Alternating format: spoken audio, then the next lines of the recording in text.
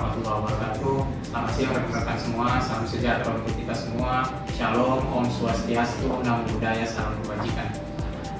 Selamat siang rekan-rekan semua, terima kasih sudah hadir dalam rapat hari ini. Rapat hari ini kita lakukan untuk membahas bagaimana upaya kita dalam mewujudkan Smart ASN di unit kerja masing-masing, khususnya melalui kolaborasi antara Dinas Lingkungan Hidup, Dinas Penanaman Modal dan Pelayanan Terpadu Satu Pintu, Dinas Perikanan, dan Dinas Satuan Polisi dan Pamung Praja di Kabupaten Jember.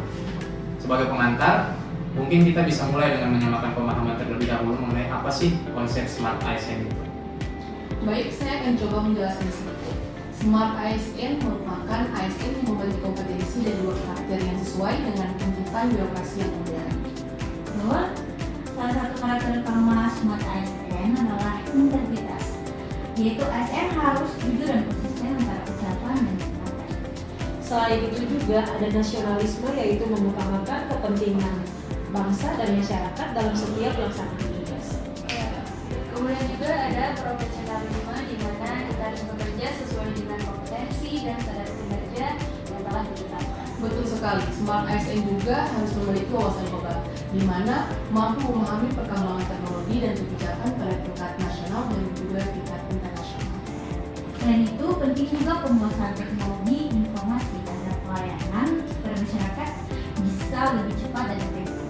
Ditambah lagi kemampuan bahasa asing, terutama bahasa Inggris untuk mendukung komunikasi dan kerjasama. Kalau dari sisi pelayanan ASN juga ada namanya hospitality, yaitu sikap ramah dan responsif terhadap masyarakat. Baik, dari yang sudah dipaparkan oleh rekan-rekan semua, kita harus mengetahui bahwa ASN itu harus memiliki networking yang baik, yaitu kemampuan bekerja sama dengan berbagai pihak. Terakhir ada entrepreneurship, yaitu kemampuan berinovasi dan mencari solusi dalam berbagai macam permasalahan. Oke, setelah itu kita memahami konsep Smart ASN. Bagaimana sih kondisi di unit kerja rekan-rekan masing-masing? Baik, kalau dari DLH sendiri, salah satu tantangan yang kami hadapi adalah pemanfaatan teknologi informasi dalam pengawasan lingkungan yang masih belum optimal. Sedangkan di PTSP, kami juga melihat bahwa koordinasi dan data perizinan itu masih perlu ditingkatkan lagi integritas dengan instansi lain agar proses pelayanan dapat berjalan lebih cepat. Dari sisi perikanan, kami sering menemukan kegiatan usaha yang berpotensi berdampak pada ekosistem perairan sehingga perlu pengawasan bersama. Kalau dari Satpam sendiri, ketika terjadinya pelanggaran terhadap peraturan daerah, kami juga tentu memerlukan koordinasi dengan instansi terkait untuk memastikan penanganannya tepat atau tidak. Baik, berarti dapat kita simpulkan bahwa permasalahan yang ada berkaitan dengan pemanfaatan teknologi, koordinasi antar instansi, serta peningkatan kompetensi bagi ASN itu sendiri. Oke, menurut saya salah satu solusi yang bisa kita lakukan adalah meningkatkan pemanfaatan teknologi digital dalam sistem pengawasan dan pelaporan lingkungan. Saya setuju. Selain itu, integrasi sistem data perizinan antar instansi menurut saya juga perlu dilakukan. Dengan adanya data yang terintegrasi, kita bisa memantau dampak kegiatan usaha terhadap lingkungan dan sumber daya perikanan secara lebih efektif. Ya, dari semua yang disampaikan, yang penting juga adalah koordinasi yang baik, yang mana akan mempermudah kita semua sebagai ASN untuk menindaklanjuti setiap pelanggaran.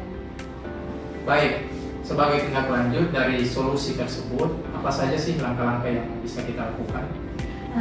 Dari DLH, kami akan meningkatkan sistem monitoring dan pelaporan lingkungan berbasis digital. Dari PTSP, kami juga akan memperkuat integrasi sistem pelayanan perizinan dan instansi terkait. Dari Dinas Perikanan, kami akan melakukan pemantauan terhadap dampak kegiatan usaha terhadap sumber daya perikanan. Kalau Satpam, kami pasti akan memperkuat koordinasi dalam penegakan peraturan daerah.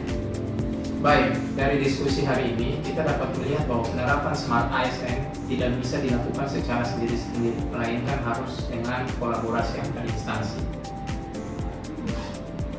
Dengan memanfaatkan teknologi, Meningkatkan kualitas pelayanan, serta memperkuat penegakan aturan, Kita dapat mewujudkan Smart ASN dan pelayanan publik yang lebih baik.